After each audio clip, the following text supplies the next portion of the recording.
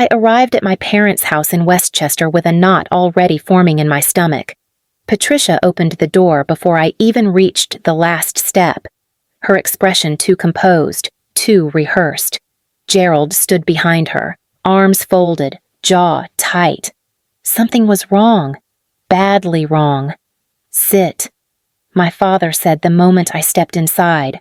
Not hello, not how are you, just an order. A single sheet of paper sat on the coffee table between them. The sight of it sent a cold ripple up my spine. Patricia clasped her hands. "Your sister needs you, Olivia. Madeline is overwhelmed with Lily, Jonah, and little Maisie. Erin travels constantly. She is drowning." Madeline sat curled in the corner of the sofa, eyes red, twisting her wedding ring. She looked smaller than I remembered, more fragile. But she would not look at me. I kept my voice steady. "What do you need?" Gerald raised the paper. "A schedule. The most practical solution is for you to help with after-school care." Patricia unfolded it with a soft sigh, as if the matter had already been decided. "You will pick up Lily at 3:30, Jonah at 3:45, supervise homework, prepare dinner, and stay until Erin gets home, usually around 7. We will also need you 2 Saturdays each month." I stared at her. "You're asking me to be a nanny?" Patricia shook her head. "We are asking you to help your family. I work until 6. I said, "Sometimes later." Gerald's tone sharpened.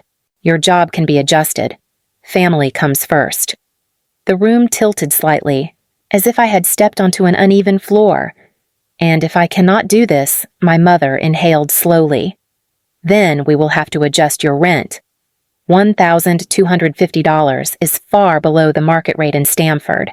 A fair price would be closer to $1,950. I felt something inside me harden. "So either I become Madeline's unpaid childcare, or you raise my rent." Gerald did not flinch. "We expect you to contribute." At last, Madeline lifted her eyes. "Olivia, please. I cannot keep up. I need you." Her voice cracked on the last word. The old Olivia, the one who absorbed everything without complaint, would have folded under that tremble. But something in me snapped quietly, like a thread stretched too tight. I stood slowly. "I need time to think." "We need an answer today," Gerald said. "You will have one." I replied. Their certainty, their entitlement, trailed behind me as I walked out. But outside, in the cold air, the pressure shifted. It settled into something clearer, sharper. On the drive home, I kept hearing Patricia's voice in my head. Family comes first, shaped like a rule I had been raised to obey. But by the time I unlocked the door to my Stamford condo, that rule had lost its power. If you have ever felt your own choices slipping through someone else's hands, you know the moment I felt standing there, the moment when you realize something has to change. If this story resonates with you, stay with me. There is more ahead, and you will want to hear it. When I got back to my condo, I set my keys down and pressed my palms against the counter, trying to steady myself. The silence felt heavy, like it had been waiting for this moment. Growing up in the Hale household had trained me to ignore certain truths. Patricia loved order, perfect photos, matching sweaters, holiday cards mailed out in early December. Gerald loved achievement, preferably Madeline's.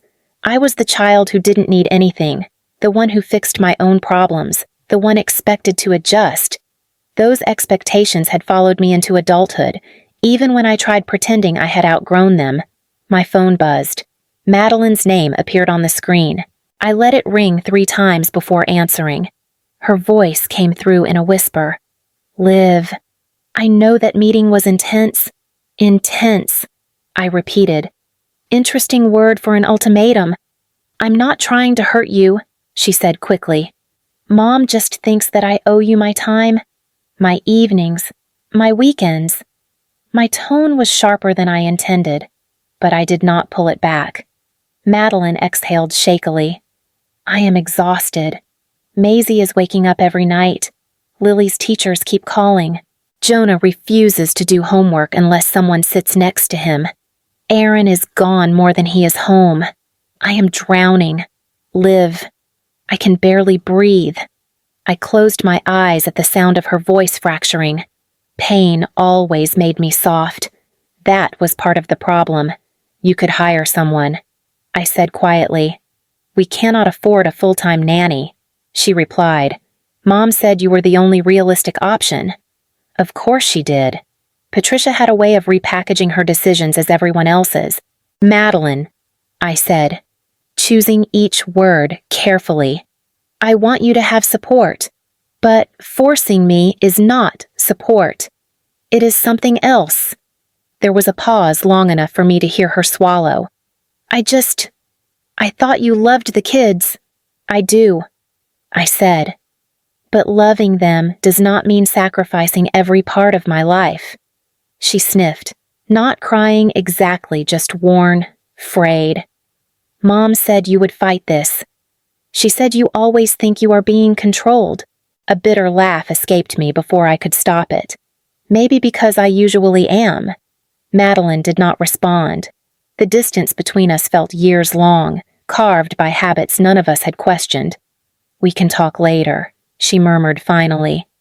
I don't want this to break us. It will not, I said, though even I was not sure what it meant anymore. When I hung up, the silence felt different, not heavy, not waiting, just true. I made myself a cup of tea I barely tasted and sat on the floor beside the coffee table, pulling out the lease I had signed 5 years earlier. Back then, I never imagined my parents would use it against me. I had trusted them. That was my first mistake. The pages crackled when I turned them, my heartbeat slow but deliberate. I read every line, something I should have done from the beginning. Somewhere between the paragraph about maintenance responsibilities and the section about noise complaints, I found it. A clause stating that rent increases could not exceed 9% per year, another requiring a 60-day written notice before any adjustment took effect. I whispered it to myself, just to make it real. They cannot raise it tomorrow. The truth landed with a cold, steady weight. Every threat in that living room had been nothing more than pressure dressed up as inevitability. My phone lit up again. This time it was Patricia. I answered, not out of kindness, but clarity. We need your answer, she said without preamble. I am reading my lease. A pause. Your lease. Yes, I said. The one that says you cannot increase rent by nearly $700 overnight. The one that says you must give 60 days notice. Her voice tightened.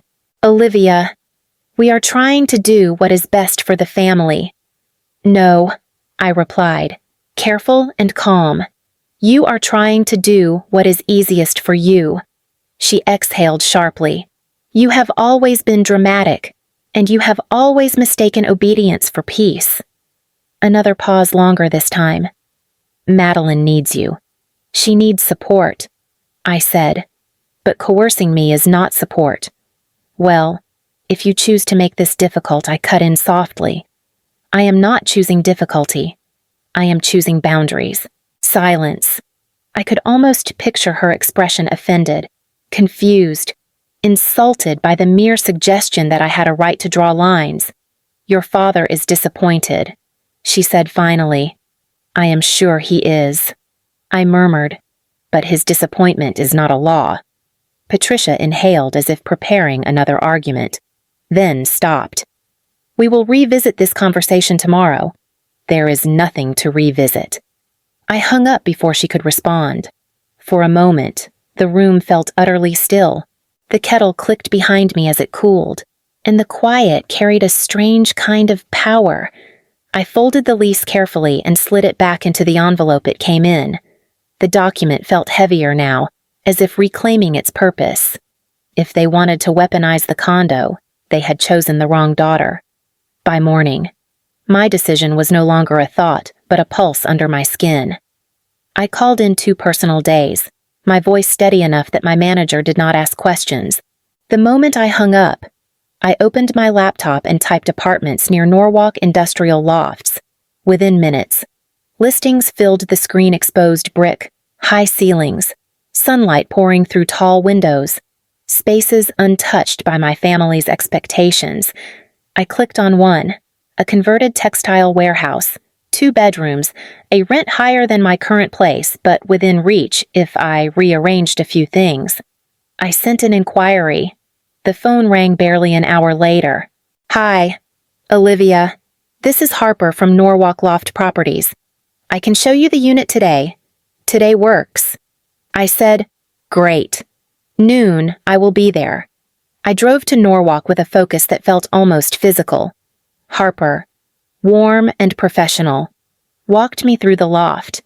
The moment I stepped inside, something loosened in my chest. The space felt honest. No history, no hidden debts. "What do you think?" she asked. I did not hesitate. "I want to apply." Her brows lifted slightly, but she smiled. "We can start right now." While filling out the forms, Harper glanced at me. "You seem ready for a change." The truth almost slipped out, but I kept it contained. Something like that. By the next morning, she called again. "Congratulations, Olivia. You're approved." Approval. A word I had rarely associated with anything involving my family. I thanked her, hung up, and immediately searched for movers who were available within 48 hours. Most were booked, but one small company in Bridgeport could fit me in Friday morning. "Can you be ready by 9?" the man on the phone asked. "I will be." After that, I moved quietly, deliberately. I packed a few boxes during lunch, more after dinner. I wrapped plates in old towels, folded clothes into neat stacks, labeled everything in small, careful handwriting. There was no frenzy, no panic, only a controlled precision, the kind that comes after years of being pushed into corners. On Thursday evening, I sat at my desk and wrote the 60-day notice exactly as outlined in my lease. No emotion, no explanations, just the facts. I printed it, signed my name with a steady hand, placed it in an envelope, and walked it to the post office. The clerk stamped it, slid it into a bin, and that was that. When I returned home, the condo felt unfamiliar. Half-packed boxes stacked like quiet witnesses. My phone buzzed Patricia again. I let it ring. Then Gerald. I let that ring too. The silence afterward felt sharper, but not frightening. It felt earned. Later that night, I folded the last cardboard flap and sealed it. My living room looked stripped down, hollow, yet somehow freer than it had been in years. I whispered it into the empty air, not as a declaration but as acknowledgement. I'm done. The movers arrived at 9 on the dot, 2 men in worn jackets who introduced themselves quickly and got to work without small talk. I guided them through the half-empty rooms, answering questions with short gestures. By 10:30, every box I had packed was stacked in the truck. By 11, the condo that had held 5 years of my life was hollow. One of the movers handed me the last folded blanket. "Anything else?" "Ma'am." I shook my head. "That's everything." He nodded and headed out. When the door closed behind him, the silence pressed in. I set the keys on the kitchen counter clean, deliberate, then stepped outside, locked the door, and slid the keys through the mail slot. No ceremony, no sentiment, just closure. By the time I reached Norwalk, the movers were already waiting. They carried in my boxes while I directed them from room to room. No phone calls, no interruptions, no demands. But when the door shut behind them and their truck pulled away, my phone lit up 11 missed calls from Patricia, then 13, then 15. I turned it face down and kept unpacking. Within an hour, she tried again. Then Gerald. Then Madeline. I turned the phone off completely. It was only later, once the sun had dipped and the loft was dim, that I turned it back on. Notifications flooded in. Voicemails, texts. One message from my father. "You need to come home immediately." I let out a slow breath and pressed delete. The next morning, An email from Patricia waited in my inbox at work. The subject line, Family Emergency. The body. Your behavior is unacceptable. You have abandoned your responsibilities. We need to discuss next steps before we pursue other measures. I stared at it, then forwarded it straight to Daniel Mercer, our in-house counsel. He replied within minutes, "Bring the printed letter to my office." Now. Daniel was already standing when I walked in. I handed him my phone. He scrolled through the email, his brows tightening. "This is harassment," he said. "And it is escalating. They sent similar messages yesterday," I said. "I blocked their numbers." "Good." Daniel sat, motioning for me to do the same. "I'm drafting a response. From now on, they do not contact you directly. Any attempt to intimidate you at home or work will be documented." "They still think they have control," I murmured. "They do not," he said. "And they need to understand that." He typed quickly, the keys clacking with quiet force. When he printed the letter, he slid it toward me. "This goes out today. They will receive it in 1 to 2 business days. After that, they will think twice before sending anything to your workplace." "Thank you," I said. Daniel's tone softened just slightly. "You are not doing anything wrong. Olivia, you are simply refusing to be their safety net." When I left his office, the tightness in my chest eased, not gone, but lighter. That afternoon, another message came in, but this one from an unexpected sender, Aunt Camille. "Call me when you can." I hesitated before answering. Her voice came through soft and urgent. "Oh, sweetheart. Your parents are in a tailspin. Patricia is furious, and Gerald is humiliated. They went to the condo this morning and found it empty. They did not know what to do." I said nothing. "They also found out Madeline hired a full-time nanny." Camille continued, "It costs around $3,000 a month. Your parents are helping pay for it." A beat passed. "They are calling it your fault," she added quietly. I closed my eyes, letting her words settle. "I did what I needed to do." I said, "I know," she whispered. "I just thought you should hear it from someone who is not shouting." We stayed on the line a moment longer, breathing in the same complicated silence, before I finally ended the call. The fallout had begun loud, frantic, inevitable, but for the first time. I felt steady. 2 days after Daniel mailed the letter, the calls stopped completely. No more emails with accusatory subject lines, no sudden messages from unknown numbers, just a hard, unnatural silence that felt nothing like peace, more like a held breath. I was unpacking a box of dishes when my phone buzzed. "Aunt Camille," I answered, bracing myself. "Olivia," she said softly, "your parents received the letter." I waited. "They are rattled," she continued. "Patricia keeps saying you blindsided them. Gerald has not spoken since yesterday morning." I tilted my head slightly. "They contacted my workplace. They crossed the line." "Oh, I know," she said quickly. "I told them that. They are embarrassed, but they will never admit it." A faint clatter sounded on her end, maybe a teacup set down too hard. "Madeline told them she hired a nanny. $3,000 a month. Your parents nearly choked. She needs help." I said. "I never said she didn't." "But they expected you to fill the gap," Camille replied. "That has always been the pattern. I'm not the pattern anymore." Her breath hitched. "Good. I just hope they learn." Before I could respond, another call came through unknown number. Camille heard the beep.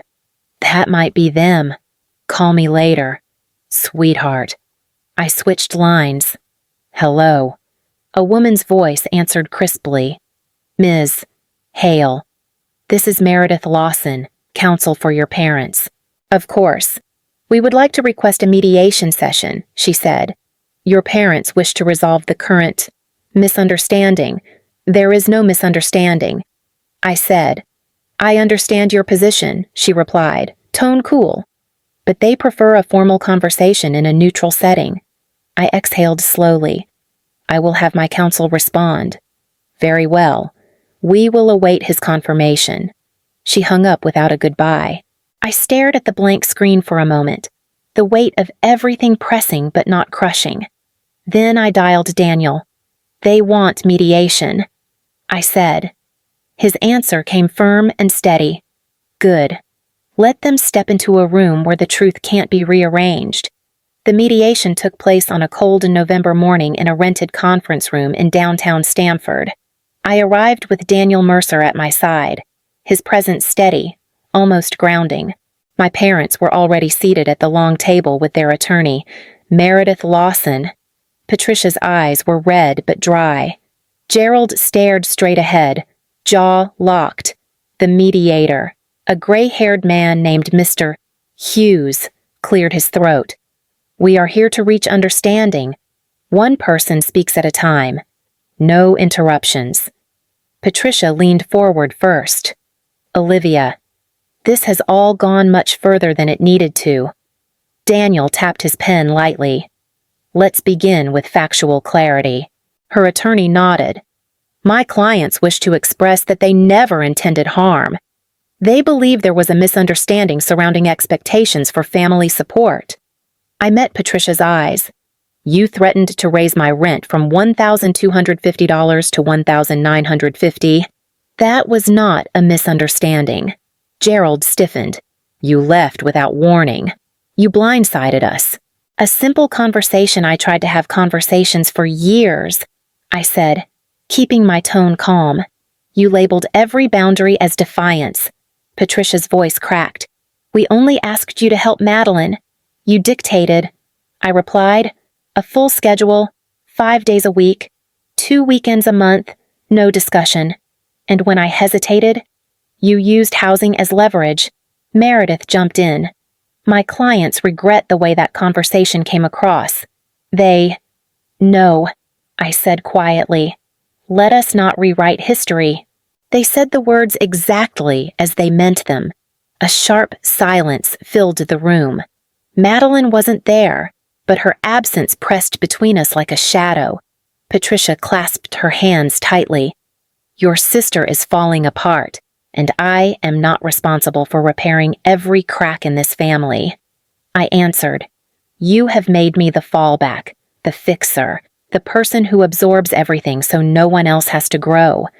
Gerald finally turned toward me, eyes narrowed. We expected loyalty. I held his stare. You expected labor.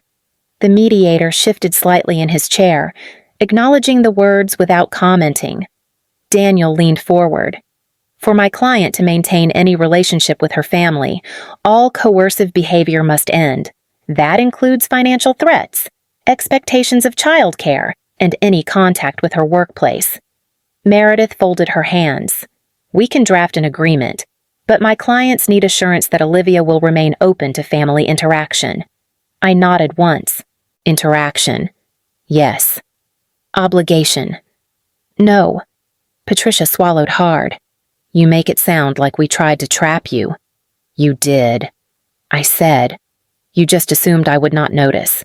She flinched, not at the volume, but at the truth.